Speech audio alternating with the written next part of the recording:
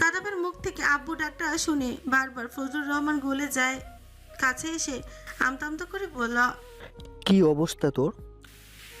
সাদাফ অভিমানে নজর সরিয়ে হুমায়ুন রহমানের দিকে তাকালো, তারপর চোখ ঘুরে আবার ফজলুর রহমানের দিকে চেয়ে বলল, যেমন খুশি তেমন থাকে, কেউ যেন আমার জন্য কোনো দরদ দেখাতে না আসে। ফজলুর রহমান জানেন সাদাফ অভিমান করেছে। হুমায়ুন রহমান বলল, এভাবে কথা বলছিস কেন? সাদাফ নিশ্চুপ রইল। বাবা চাচা দুজনের উপর অনেক অভিমান হয়েছে সাদাফের। এই দুদিন তারা কম ভোগাননি, এখন এসেছে দরদ দেখাতে। তাই সামিয়া বেগমের দিকে তাকিয়ে বললেন, ছোট আম্মু, আমি একটু পানি খাবো, পানি দাও। সামিয়া বেগম দৌড়ে গেলেন পানি আনতে। নরিন আফরোজ দুপুরে খাবার আনার জন্য বাসায় গিয়েছে, রান্না করে নিজ হাতে ছেলের জন্য খাবার আনবে। তাই পানি এনেই সাদাফের হাতে দিয়ে বলল, নে বাবা পানি খা। সাদাফ মুচকি এসে সামিয়া বেগমের কাছ থেকে পানি নিয়ে খেলো। তারপর ফজলুর রহমানের দিকে তাকিয়ে বলল, কি হচ্ছে এখন? কি চাই আমার কাছে? দুই ভাই কি বুদ্ধি করে এসছো? আমরা দুই ভাই বুদ্ধি করেছি, আর তুই যে অপরাধ করেছিস সেটা। বলল ফজলুর রহমান। সাদাফ হুমায়ুন রহমান ও ফজলুর রহমানের দিকে পরপর চাইলো, তারপর বলল, অপরাধ মানে? কি অপরাধ করেছি আমি? ফজলুর রহমান চুপ করে গেলেন। এই মুহূর্তে এক মুহূর্তের জন্য ভুলে গেলেন সামিয়া বেগম এখানে আছে। তাই আর কথা বাড়ালেন না। কথা বাড়ালে সামিয়া বেগম এমনি সাদাফের নাম শুনতে অজ্ঞান, পরে আরো অজ্ঞান হয়ে যাবে। তাই বললেন, কি অপরাধ করেছিস নিজেই চিন্তা কর। তুই নিজেই এসে স্বীকার করবি তুই কি অপরাধ করেছিস। সাদাফ চোখ তুলে তাকালো হুমায়ুন রহমানের দিকে। সাদাফ এখন আসলে বুঝতে পারছে না কোন অপরাধের কথা বলছে। এই 7-8 দিনে তেমন কিছুই করেনি যেটা নিয়ে ছোট আব্বু কথা বলা কথা। সামিয়া বেগম আবার বললেন, থামবেন আপনারা? ছেলেটা হসপিটালে এসেছে অবধি আপনারা দুজনে ক্লাস নিয়ে যাচ্ছেন। কি করেছে আমার ছেলে শুনি? আমাদের চোখে তো এরকম কিছু পড়ল না। কোন অনুবীক্ষণ যন্ত্র নিয়ে বসেছিলেন ওর অপরাধ দেখার জন্য?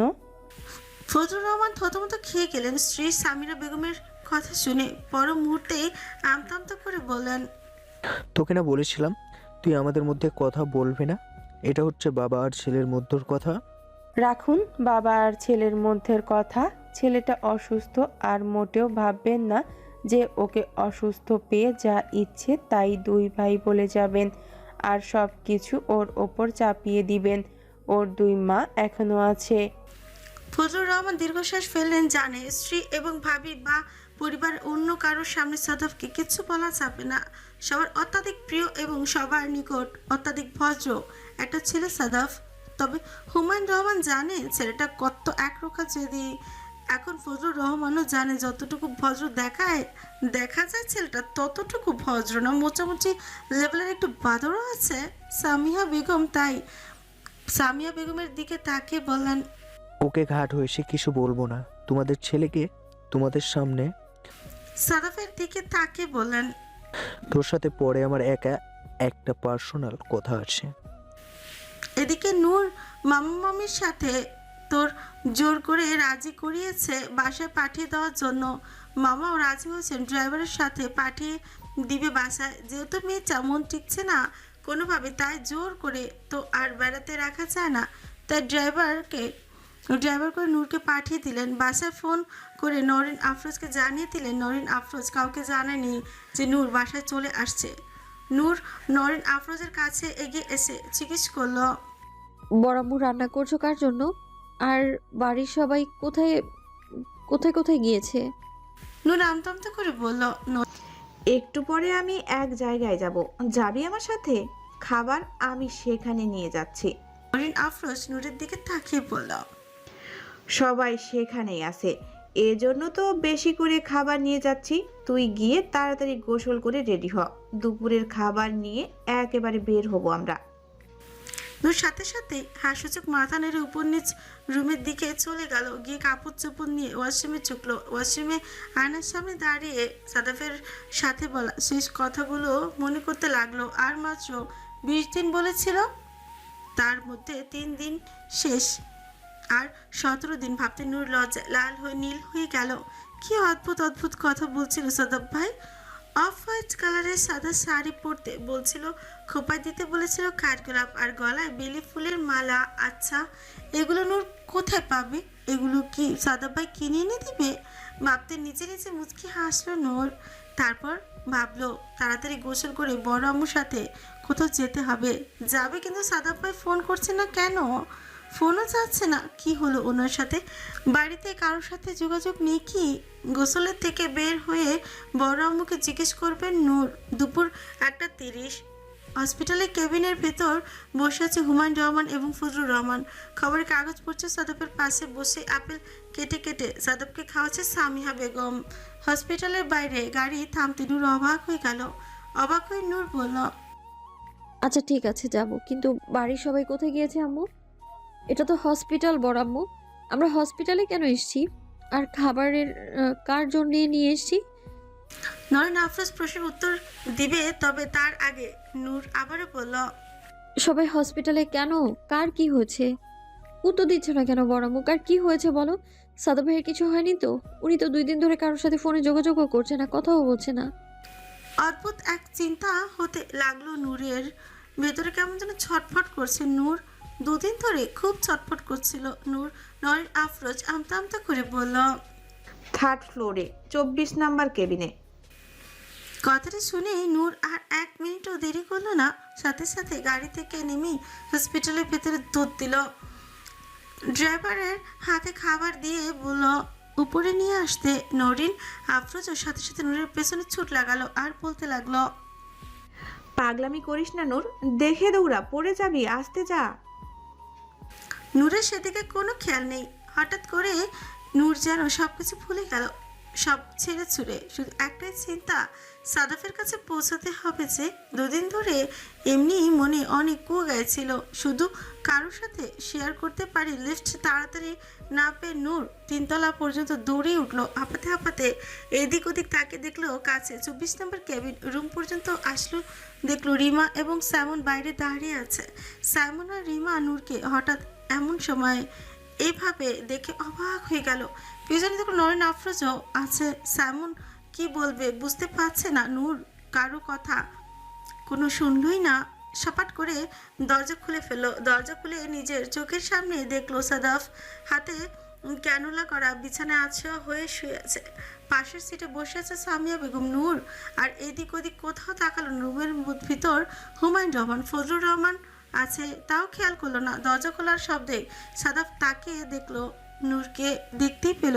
সাদাফ মুখে আর কোনো কথাই বলল না, একদৃষ্টিতে শুধু নূরের দিকে তাকিয়ে রইল। সাদাফের বুকে এই 2-3 দিন পর যেন একটু শীতল হাওয়া হইতে শুরু করলো। সাদাফ চুপচাপ রইল, আর কোনো কথাই মুখ দিয়ে বের হচ্ছে না। নূরের ভেতরে এই কেমন লাগছে এই মুহূর্তে সাদাফকে এই অবস্থায় দেখে। নূর বুঝাতেই পারবে না। আশেপাশের পরিবেশ সব কিছু ভুলে গেল নূর। পাশে মা বসা আছে, সব কিছু ভুলে গেল নূর। রুমের ভিতর কেউ থাকতে পারে সেটা ভুলে গেল নূর। নূর শুধু জানে ওর মনের ভিতর এই ছটফটানি, এই অদ্ভুত অনুভূতি শুধুমাত্র সাদাফের কাছে গেলেই কমবে। সাদাফ আর এদিক ওদিক কোথাও না তাকিয়ে সোজা দৌড়ে সাদাফের কাছে এসে সাদাফকে জড়িয়ে ধরল নূর শক্ত করে। সাদাফ ব্যথা হাতে আরও ব্যথা পেলেও কিচ্ছু বলল না। ধীরে ধীরে ক্যানুলা করা হাতটা তুলে নূরের মাথায় রাখলো। নূর জোরে জোরে নিঃশ্বাস নিচ্ছে। সাদাফ মাথায় হাত রাখতে যেন অদ্ভুতভাবে সব কিছু শান্ত হয়ে গেল। নূরের চোখ বন্ধ করে ফেলল নূর। নূর সাথে সাথে সাদাফকে জড়িয়ে ধরতেই সাদাফ কাঁপা কাঁপা হাতে নূরের মাথায় হাত রেখে বলল, কি হচ্ছে পাগলি? এমন করছিস কেন? ঠিক আছে আমি। নূর নিজের চোখের পানি মুছে বলল, আপনার কি হয়েছে সাদাব ভাই? এখানে কেন? কয়দিন ধরে হসপিটালে? আপনার চেহারা এমন দেখাচ্ছে কেন? সাদাফ নূরের চোখের পানি মুছে বলল, একসাথে এতগুলো প্রশ্ন করলে কয়টার উত্তর দেবো আমি? আর আমি এখানে কেন? ওই যে তোর বাপ চাচাকে জিজ্ঞেস কর। সাথে সাথে হুমায়ুন রহমান ও ফজলুর রহমান একজন আরেকজনের দিকে তাকালো। ফজলুর রহমান বলে উঠল, কি বলে ছেলেটা? নূরের বাপ চাষা মানে? তাহলে ওর কি হই আমরা? তালেই নাকি? আস্তে কথা বল, ও কখন কি বলবে তার ঠিক নেই। এখন ওর মাথা খারাপ আছে। সাথে সাথে রুমে প্রবেশ করলো নওরিন, আফরোজ, সাইমন, রিমা ও ঢুকে দেখলো সাদাবকে জড়িয়ে ধরে আছে নূর। সাইমন শত হলো ছোট বোন, আর যেহেতু অনেক কিছুই জানে তাই একটু গলা কাশি দিল, কিন্তু নূরের এইসব কিছুতেই বোঝা এই মুহূর্তে অবস্থার মাথায় নেই। আফরোজা এসে বললেন, নূর ওর মামার বাসায় থাকতে চাচ্ছিল না, তাই ওর মামা গাড়ি করে পাঠিয়ে দিয়েছে। আমার আর বলা হয়ে ওঠেনি। খাবার রান্না করছিলাম, তাই ওকে সাথে করে নিয়ে আসলাম। একা তো আর রেখে আসা যাবে না। হুমায়ুন রহমান ও ফজলুর রহমান দুজনেই জানে এটা শুধু একটা বাহানা নূরকে এখানে কোনো না কোনোভাবে আনবে, তাই বাহানা করে মিথ্যে অজুহাত দেখালো নয়ন। আফরোজ নূর সাদাফকে ছেড়ে হুমায়ুন রহমান ও ফজলুর রহমানের দিকে তাকিয়ে বলল, বাবা সাদা ভাইয়ের কি হয়েছে? এমনি ব্যথাতে ব্যথা পেয়েছিল, তাই প্রচণ্ড জ্বর। তুমি তো ওর মামার বাড়িতে ছিলে, তাই জানানো হয়নি। নূর চোখে পানি মুছে শান্ত হয়ে বিছানায় বসে রইল। সাদাফ তাকিয়ে আছে নূরের দিকে। এখন যে সাদাফের মনটা কতটুকু শান্ত ঠান্ডা লাগছে কাউকে বোঝাতে পারবে না বলে সাদাফ। তবে রুম ভর্তি লোক না থাকলে সাদাফ একটু নূরকে জড়িয়ে নিয়ে শুয়ে থাকতো, কিন্তু এই বাপ চাচাদের জন্য তাও পাচ্ছে না। বিরক্ত হয়ে তাকালো সাদাফ হুমায়ুন রহমানের দিকে। হুমায়ুন রহমান ভালো করে জানে সাদাফ মনে মনে কি যাচ্ছে, কিন্তু এটা এই মুহূর্তে পসিবলই নয়। ফজলুর রহমান জানলে আরও মাথা গরম করবে। সাদাফ বাবাকে চোখ দিয়ে ইশারা করলো। হুমায়ুন রহমান যেন বুঝে কিছু বুঝছে না, চোখের ইশারাও যেন ঠিক মতো বুঝতে পারছে না, এমন একটা ভাব ধরে বলে উঠল, এই যে খাবার দাবার আয়োজন করো তাড়াতাড়ি, ক্ষুধা লেগেছে অনেক। সামিয়া বেগম বলে উঠল, আমিও আয়োজন করছি ভাবি, বসেন। আপনি অনেক দূর জার্নি করে এসেছেন, আমি সবাইকে খাবার দিচ্ছি। নওরিন আফরোজ সত্যি সত্যি ক্লান্ত হয়ে গেছে। দৌড়িয়ে দৌড়িয়ে নূরের পেছনে পেছনে ছুটেছিল, তাই বিছানা পেতে বসলো সবাই। নূর বসে রইল সাদাফের বেডের। সাদাফ ধীরে ধীরে একটু একটু করে গায়ে চাদরটা নিচে দিয়ে নূর হাতটা ধরল।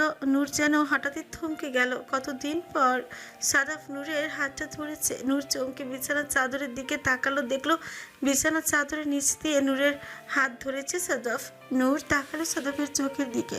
সাদাফের চোখের ভাষা যেন নূর এখন একটু একটু করে বুঝতে পারে, যেন একটু একটু করে অনেক ম্যাচুর হয়ে গেছে। নূর সাদাফ কি বলতে চায় বা কি বোঝাতে চায় এখন নূর যেন কিছুটা লজ্জায় কিছুটা ধরতে পারে। নূর লজ্জা পেল, হাতটা একটু ছাড়ানোর চেষ্টা করলো, তবে বেশি চেষ্টা করলো না, কারণ সাদাফের হাতে ক্যানুলা করা সমস্যা হয়ে যাবে, তাই নূর অমনি হাতটা রেখে দিল। ফজলুর রহমান বলল, নূর নিচে আসো, নিচে বসে খাও, সাফাতকে উপরে খাইয়ে দেওয়া হবে।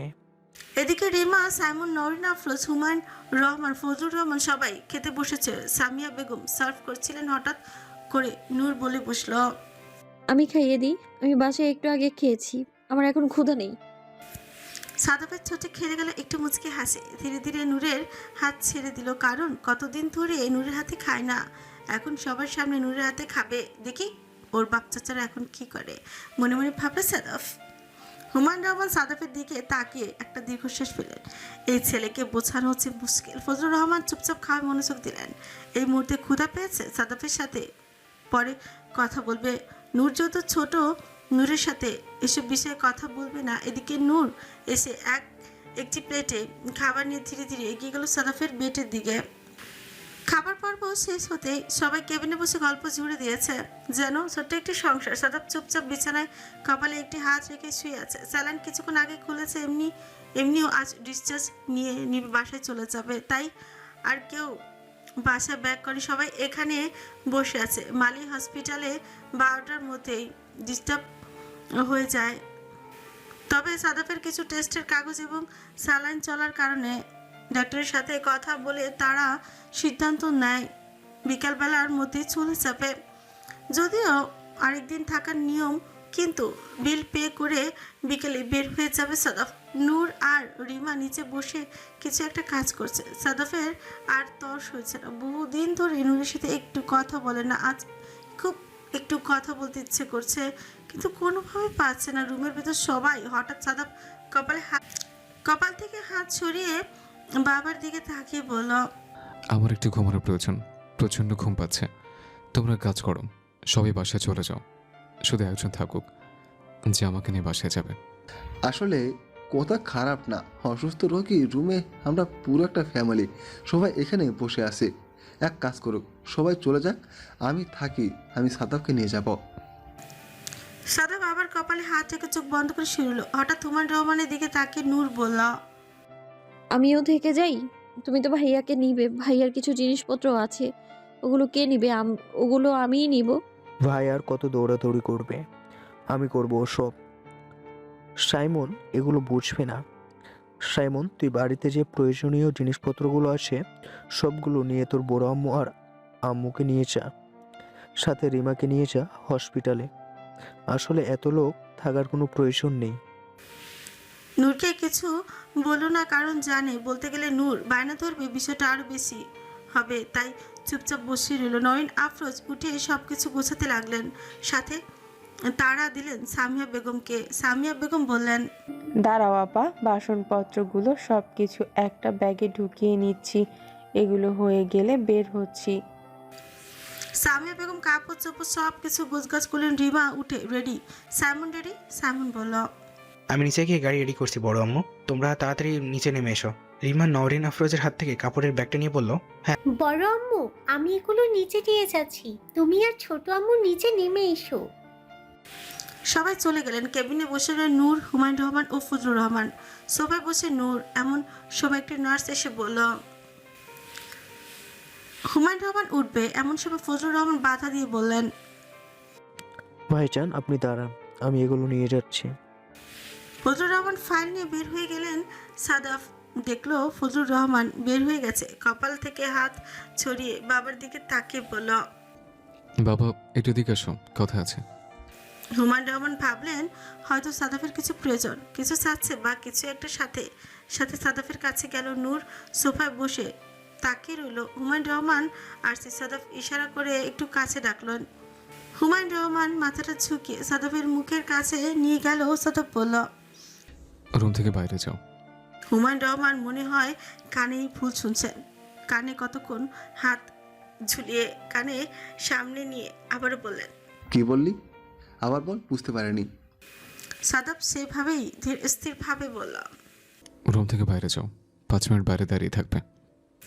হুমায়ুন রহমান বিরক্ত চোখে সাদাফের দিক কানের কাছে মুখ নিয়ে ফিরফির করে বললেন, তোর কি মাথা নষ্ট হয়ে গেছে? ফজলুর বাইরে গিয়েছে, এক্ষুনি চলে আসবে। আর আমি বাবা হয়ে কিভাবে মেয়েকে তোর কাছে রেখে 5 মিনিটের জন্য বাইরে যাই? লজ্জা শরম কি নেই তোর? লজ্জা শরম থাকলে তুমি নিজে একটু বাইরে চলে যেতে, ছেলের প্রাইভেসির কথা চিন্তা করতে। তা না করে তুমি খালি তোমার ভাইয়ের পক্ষ নিচ্ছ। এখন তুমি রুম থেকে বাইরে যাবে নাকি আমি নূরকে বলবো আমাকে নিয়ে বাইরে যেতে? বলল সাদাফ। হুমায়ুন রহমান পড়ে গেলেন মহা মুশকিলে। উনি ছেলেকে ভালো করে চেনেন, জানেন এই মুহূর্তে যদি সাদাফ সত্যি সত্যি বের না হয় তাহলে সাদাফ যা বলেছে তাই করবে। উনি চাচ্ছে না ফজুর আর এসে আর কোনো সিনক্রিয়েট হোক, তাই ছেলের কানের কাছে মুখ নিয়ে ফিসফিস করে বলল, 5 মিনিট সময় দিলাম। কথা মানে শুধু কথা, মনে থাকে যেন। কোনো কুক্ষণে যে তোকে জন্ম দিয়েছিলাম তার প্রায়শ্চিত্ত আমি এখন করছি। বসে নূর কিছুক্ষণ তাকিয়ে থাকলেও বাবা আর ছেলের ফিসফিস করার কথা কিছু বুঝতে পারেনি। নূর ওভাবে চুপচাপ বসে রইল আর মনে মনে ভাবছে, কি এমন কথা বলছে বাবার সাথে? আমাকে কেন বলো না? শুধু শুধু বড় আব্বুকে কষ্ট দিচ্ছে। হুমায়ুন রহমান ঘুরে একবার তাকালে নূরের দিকে। আফসোস হলো মেয়েটার জন্য তার ছেলের পাল্লায় পড়েছে, এটাই ভাবতে। আবার ভাবলো তাড়াতাড়ি করে বের হতে হবে, ফজলুর রহমান চলে আসবে, তাই দ্রুত পা ফেলে কেবিন থেকে বের হয়ে গেল। নূর ভাবলো হয়তো সাদাফ কিছু আনতে বলেছে, তাই বড় আব্বু তাড়াতাড়ি করে বের হয়ে গেল। হুমায়ুন রহমান বের হয়ে যাওয়ার সময় কেবিনের দরজাটা চাপিয়ে দিলেন। সাদাফ নূরের দিকে তাকালো, তাকে বলল, নূর একটু এদিকে আয়। নূর সরমনে উঠে সাদাফের বেডের সামনে গিয়ে বলল, কিছু লাগবে? আপনি কি খারাপ লাগছে আপনার? বড় আব্বু কি ডক্টর দেখাতে গিয়েছে? বিরক্ত হয়ে বলল, কথা কম বল, সময় নেই, তাড়াতাড়ি একটু এদিকে আয়, একটু কাছে আয়। নূর আরো একটু কাছে আসলো। সাদাফ বলল, আর একটু কাছে আয়। নূর একদম সাদাফের কাছাকাছি চলে আসলো, আর যেন কয়েক ইঞ্চি দূরত্ব। নূর কিছু বুঝে ওঠার আগে সাদাফ নূরের এক হাত ধরে টান দিয়ে বিছানায় সাদাফের বুকের উপর ফেলে দিল। নূরকে নূর মুখ চুবড়ে পড়েছে সাদাফের বুকে। সাদাফ এক হাত দিয়ে নূরের চুলের পেছনে থেকে ধরে নূর কিছু বলবে তার আগেই নূরের ঠোঁটে ঠোঁট মিশিয়ে দিল। হৃদয় নিংড়ানো চুমো খেতে লাগলো সাদাফ। নূরের যেন দম বন্ধ হয়ে যাচ্ছে। নূর দুই হাতে সাদাফের শার্টের কলার খামচে ধরল। সাদাফ যেন আরেকটু সায় পেল নূরের কাছে থেকে, আরও গভীরভাবে নূরকে ভালোবাসার পরশ দিতে লাগলো। ও এদিকে হুমায়ুন রহমান মনে মনে ভাবছে জীবনে উনি মনে হয় প্রথম বাবা যে ছেলে প্রেম করছে কেবিনের ভেতর আর বাবা হয়ে সে ছেলের দরজায় বাইরে পাড়া দিচ্ছে। কখন ফজলুর রহমান চলে আসবে এই আশঙ্কায় তার যেন হার্টবিট বন্ধ হয়ে যাচ্ছে। হুমায়ুন রহমান বাইরে দাঁড়িয়ে আছে আর ভাবছে কি ছেলে বা পয়দা করলো এই বয়সে, নাকি এখন এইসব কাজ করতে হচ্ছে দরজার বাইরে দাঁড়িয়ে পাড়া দিতে হচ্ছে। আচ্ছা, এখন যদি ফজলুর এসে পড়ে তাহলে কি বলবে? মনে মনে যেন ভয়ে সে ঘেমে যাচ্ছে। হুমায়ুন রহমান নিজেকে মনে মনে কত শত গালি দিলেন কেন ছেলেকে বলেছিল আমি তোর বন্ধুর মতো, এখন থেকে সব কথা আমার সাথে শেয়ার করবি। ছেলে এখন এমন এমন কথা শেয়ার করে যা মানুষ শুনলে পাগল ছাড়া কিছুই বলবে না। হঠাৎই হুমায়ুন রহমানের মাথায় আসলো, আচ্ছা ছেলেটা যদি এই রুমের ভেতর এখন কোনো পাগলামি করে বসে? কি এক দুশ্চিন্তার মধ্যে ফেলে দিল ছেলেটা। হুমায়ুন রহমান চিন্তা করলেন একবার কি নক করবে দরজায়। এদিকে সাদাফ নূরকে বেসামালভাবে ভালোবাসার পরশ দিতে লাগলো। নূর যেন কাবু হয়ে গেল পুরোটা। সাদাফ বুকের নিজের সম্পূর্ণ ভার ছেড়ে দিল। ধীরে ধীরে নূরের ঠোঁট জোড়া ছেড়ে দিল সাদাফ। জোরে জোরে নিঃশ্বাস নিচ্ছে নূর, যে না পুরোই জড়সড় হয়ে শুয়ে আছে সাদাফকে বুকে। সাদাফ ধীরে ধীরে নূরের চুলে গুলোতে মুখ থেকে সরিয়ে নিয়ে আঙুল দিয়ে চোট মুছতে মুছতে বলল, এটা তোর শাস্তি। দুদিন আমাকে ফোন দিস না কেন? নূর ধীরে ধীরে একটু স্থির হয়ে আমতা আমতা করে বলল, আমি তো ফোন দিতে চেয়েছিলাম, বিশ্বাস করুন আম্মুর মোবাইল দিয়ে আপনার মোবাইলে ফোন ঢুকছিল না, আর আপনি হয়তো আমাকে ফোন দিচ্ছিলেন না। সাদাফ নূরের কথা শুনে অবাক হয়ে গেল। আম্মুর মোবাইল দিয়ে ফোন আসবে না কেন? লাস্ট আম্মুর সাথে যখন কথা হলো তখন তো ঠিকই ফোন এসেছিল। সাদাফ নূরের দিকে তাকিয়ে নূরের ঠোঁট মুছতে মুছতে বলল, তাহলে শাস্তিটা তো ভুলে দিয়ে ফেললাম, শাস্তিটা ফিরিয়ে নিতে হয়, কি বলিস? বোকা নূর প্রশ্ন করলো কিভাবে? সাদাফ একটু মুচকি হাসলো। হেসে সাথে সাথে নূরের ঠোঁটে আবারও ছোট্ট করে ভালোবাসার পরশ দিয়ে দিল, বলল, এইভাবে নে, শাস্তি ফিরিয়ে নিলাম। নূর লজ্জা সাদাফের বুকে মুখ গুজে দিল। সাদাফ নূরের মাথায় হাত বুলাতে বুলাতে বলল, আচ্ছা এবার তাড়াতাড়ি ওঠ, বাবা বাইরে দাঁড়িয়ে আছে, যে কোনো সময় তোর বাবা চলে আসবে। নূর সাথে সাথে চট করে তাকালো সাদাফের দিকে, তারপর বলল, আপনি বড় বাবাকে বাইরে পাঠিয়েছেন এইসবের জন্য? সাদাফ মুচকি হাসলো, হেসে বলল, না, অন্য কিছুর জন্য। এখন তাড়াতাড়ি ওঠ, উঠে আমার জন্য একটা আপেল রেডি কর। দেখ আমার বাবা তোর বাবা বাইরে এলো বলে। কি বলবে সাদাফ? কে বুঝে উঠতে পারলো না নূর। সাথে সাথে উঠেই একটি আপেল নিয়ে নিচে ছুরি দিয়ে কাটতে কাটতে লাগলো। হঠাৎই দরজায় নক করার শব্দ পেল। সাদাফ বলল, ভেতরে এসো। হুমায়ুন রহমান দরজা একটু ফাঁক করে দেখলেন নূর নিচে বসে বসে আপেল কাটছে। হুমায়ুন রহমানের কলিজাটা যেন ঠান্ডাই হলো, কারণ করিডোরে দেখেছে ফজলুর রহমান ফাইল নিয়ে এগিয়ে আসছে। বাড়িতে পৌঁছাতে পৌঁছাতে সন্ধ্যা 6টায় বেজে গেল। হুমায়ুন রহমান সাদাফের সমস্ত অফিস ও হসপিটালের ফাইল নিয়ে এগিয়ে এলেন। ফজলুর রহমানও গেলেন সাথে সাথে। সাদাফ ধীরে ধীরে হাঁটছে। নূর সাদাফের সাথে হেঁটে হেঁটে বাড়ির ভিতর ঢুকলো। নরেন আফরোজ আগেই সাদাফের রুম গুছিয়ে রেখেছে। নিচে সামিয়া বেগম বিকালে নাস্তার জন্য নাস্তা বানিয়েছিলেন। সাদাফকে দেখে আবার রান্নাঘর থেকে বের হয়ে এলেন। সামিয়া বেগম তাড়াতাড়ি এসে সাদাফের হাত ধরে বললেন, তাড়াতাড়ি আগে সোফাতে বস, এখান থেকে একবারে চা নাস্তা খেয়ে ওপরে যাবি, সাইমন নিয়ে যাবে। সাদাফ ছোট আম্মুর দিকে তাকিয়ে বলল, ছোট আম্মু, ব্যথা আমি হাতে পেয়েছে, পায়ে না। সাইমনকে নিয়ে যেতে হবে কেন? রাত্রে প্রহর 10টা। নরেন আফরোজ এখনো রুমে আসেনি, রান্নাঘরে কাজকর্ম শেষ করছে। হুমায়ুন রহমান নিজের ঘরে বসে বসে চিন্তা করছেন ফজলুর রহমান পরবর্তীতে কি করবে বা কি বলতে পারে। অবশ্য নিঃসন্দেহে ফজলুর রহমান সাদাফের ভালো চাচ্ছে, কিন্তু সাদাফ কিভাবে অ্যাকসেপ্ট করবে বিষয়গুলোকে বুঝতে পারছেন না। ছেলেকে উনি খুব ভালো করে চেনেন। যদি ফজলুর রহমান কোনো শর্ত দেয়, সাদাফ কি সেগুলো মানবে কি মানবে না?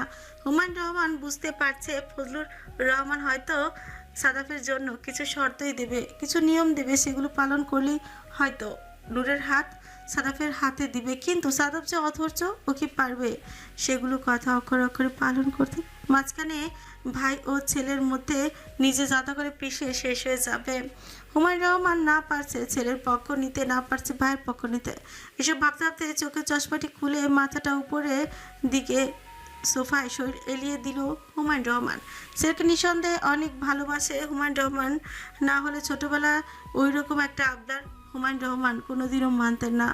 বলতেই হয় ছেলের প্রতি এক ধরনের অন্ধ ভালোবাসা থেকে উনি সাদাফের কথা মেনে নিয়েছিল। তবে খুব কি ক্ষতি হয়েছিল সাদাফের কথা মেনে নেওয়ায়?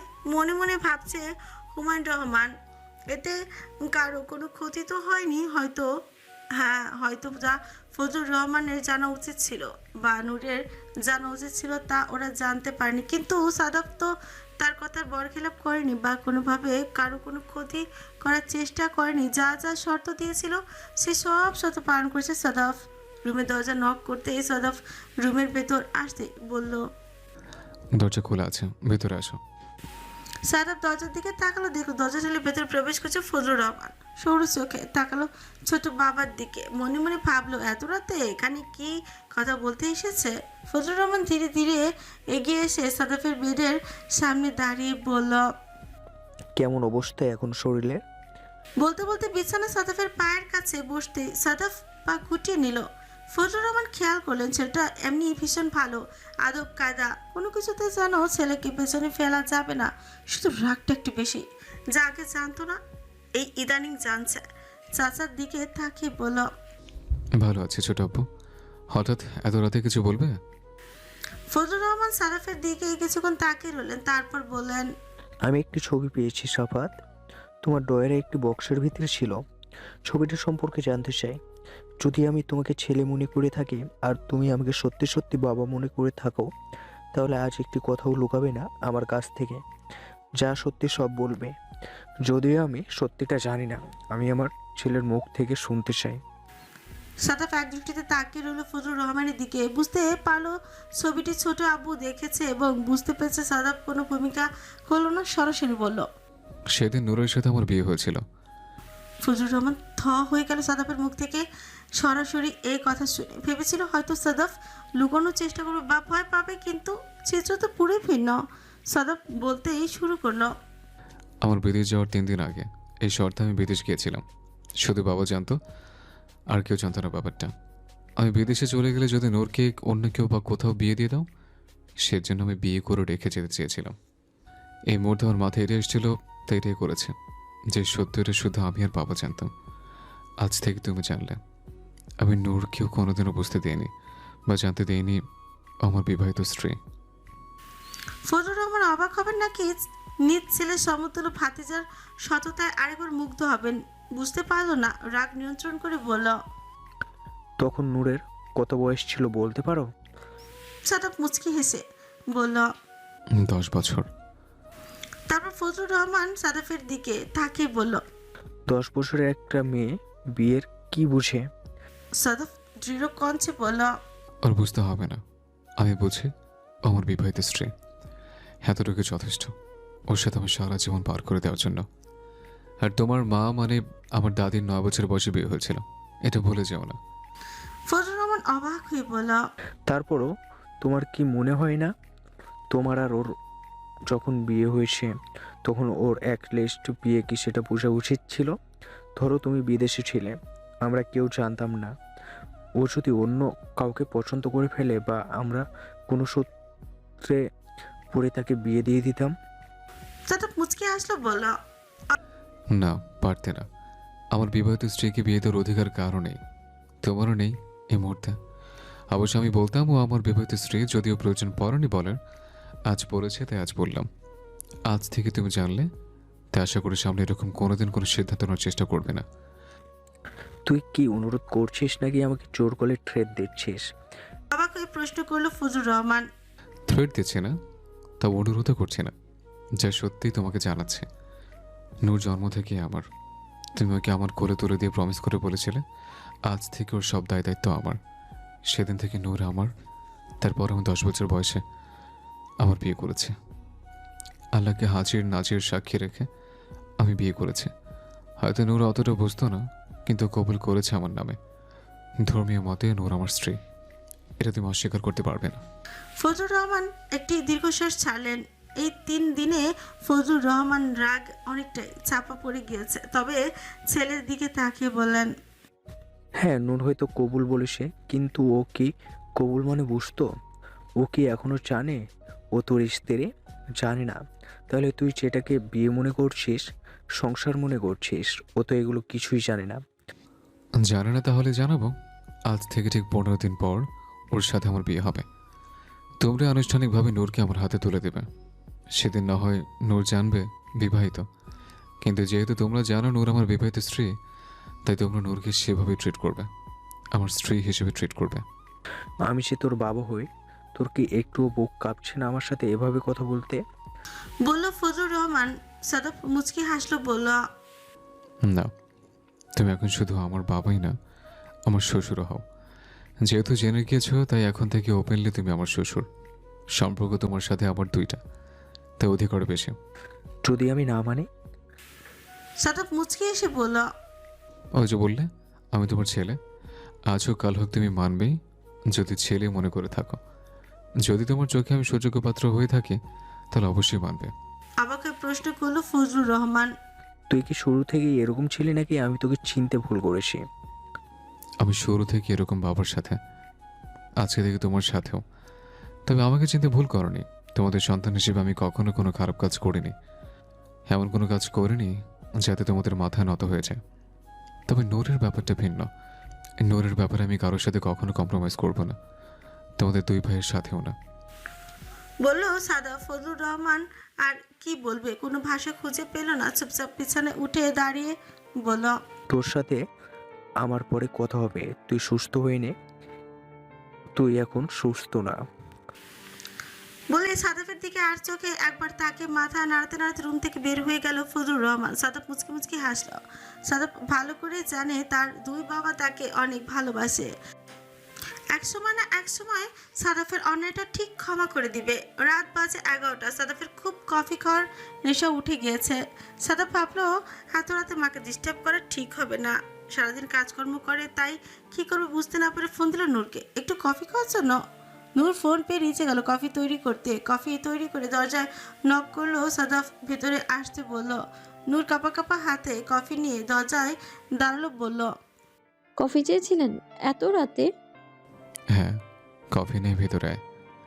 দুপায়ে এগিয়ে কফি টেবিলে রাখতে চাইলে সাদাফ বলল, আরেকটু কাছে আয়।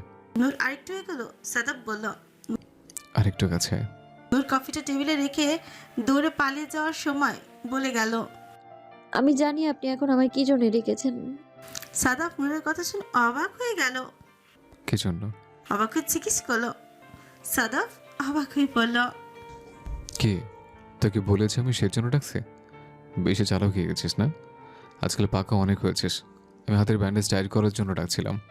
নূর দৌড়ে পালাতে গিয়েও থেমে গেল ব্যান্ডেজটা টাইট করার কথা শুনে। তারপর পেছনে তাকিয়ে বলল, সত্যি সেজন্য রেখেছিলেন? আমি ভাবলাম। সাদাফ মাথা নেড়ে হ্যাঁ বলল। এদিকে আয়, ব্যান্ডেজ টাইট করে বেঁধে দে, না হলে দেখবো রাতে খুলে গিয়েছে। নূর সরল মনে বিশ্বাস করে সাদাফের দিকে এগিয়ে গেল। গিয়ে হাঁটু ভেঙে নিচে বসে পড়ে সাদাফের ব্যান্ডেজটা করা হাতটা ধীরে ধীরে নিজের হাতে নিল। যেহেতু সাদাফ বিছানায় বসেছিল পা ঝুলিয়ে, তাই নূর নিচে এভাবেই বসেছে। সাদাফ নূরকে দেখে মনে মনে ভাবছে আসলে অনেক চালাক হয়ে গিয়েছে। আসলে একটা চুমু খাওয়ার জন্য ডেকেছিল, কিন্তু এখন কিছু করার, নিজের কথা আগে সত্য বোঝাতে ব্যান্ডেজ টাইট করতে হবে। নূর ধীরে ধীরে সাদাফের হাতের ব্যান্ডেজটা খুলল। ব্যান্ডেজটা খুলে সাদাফের দিকে তাকিয়ে বলল, আচ্ছা এটা চেঞ্জ করে দিই, দেখুন না একটু ব্লাড লেগে আছে একটু। সাদাফ তাকিয়ে দেখলো আসলে একটু রক্ত, তাই বলল, ঠিক আছে যা, আলমারিতে ড্রেসিংয়ের সব উপকরণ আছে, নামিয়ে দিয়ে আয়। নূর সাদাফের কথা মতো এগিয়ে গেল আলমারির দিকে। আলমারি খুলে ফার্স্ট এড বক্সটা নামিয়ে এনে আবারও নিচে বসতে গেলে সাদাফ বলল, বিছানার উপরে বস, এখানে বসে কমফোর্টেবল ফিল করবে। নূর বিছানার উপরে বসে সাদাফের হাতটা ধীরে ধীরে ড্রেসিং করতেই লাগলো। ড্রেসিং করার সময় হঠাৎ সাদাফ ব্যথা পেল। নূর সাথে সাথেই ক্ষত জায়গায় ফু দিয়ে সামনের দিকে তাকিয়ে পড়ল। কেন সেই দিন নিজের হাতে এভাবে কষ্ট কেন দিতে গেলেন? একটাবার আমায় জিজ্ঞেস করতেন কি হয়েছিল, তাহলে তো এত কষ্ট পেতে হতো না। নিশ্চয়ই অনেক ব্যথা করছে, নিশ্চয়ই অনেক জ্বালা করছে আপনার। বলে ছাল ছড়িয়ে চোখের পানি ফেলে দিল নূর। সাদাফ অবাক হয়ে গেল নূরের হঠাৎ কান্না দেখে। ধীরে ধীরে ঝুঁকে এসে ভালো হাতে দিয়ে নূরের চোখের পানি মুছে বলল, পাগলি কাঁদছিস কেন? তখন ব্যথা পেয়েছিলাম, কিন্তু এখন এত ব্যথা হচ্ছে না। আর এই যে তুই এত ভালোবেসে ফু দিয়ে দিলি, সব জ্বালা শেষ হয়ে গেছে। 10 মিনিট ধরে সাদাফের হাতের ব্যান্ডেজটা চেঞ্জ করে নূর যেই ফার্স্ট এড বক্সটা বিছানা থেকে তুলে আলমারিতে রাখতে যাবে, অমনি সাদাফ নূরের হাত ধরে নূর জিজ্ঞাসা দৃষ্টিতে তাকিয়ে রইল সাদাফের দিকে। ভেবেছে হয়তো কিছু প্রয়োজন। সাদাফ হ্যাঁচকা টানে নূরকে নিজের বুকে ফেলে পেছনের চুলগুলো মুঠি করে ধরে বললাম, তুই একটু আগে ঠিকই ভেবেছিলে তোকে আমি একটু আদর করার জন্য ডেকেছিলাম।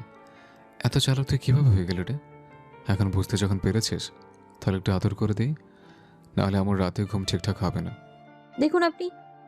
আর বলে শেষ করতে পারল না নূর। সাদাফ নূরকে কোনো কিছু বলার সুযোগ না দিয়ে ছোটে একটা চুমু খেয়ে বসলো। কিছুক্ষণ পর ধীরে ধীরে নূর পিটপিট করে চোখ খুলো। সাদাফ নূরকে ছেড়ে দিয়ে নূরকে বলল, যা এবার ঘুমোতে যা, অনেক পেকেছিস। কিছু বলার আগে সব বুঝে যাস। তাই বেশি বোঝার জন্য শাস্তি দিলাম।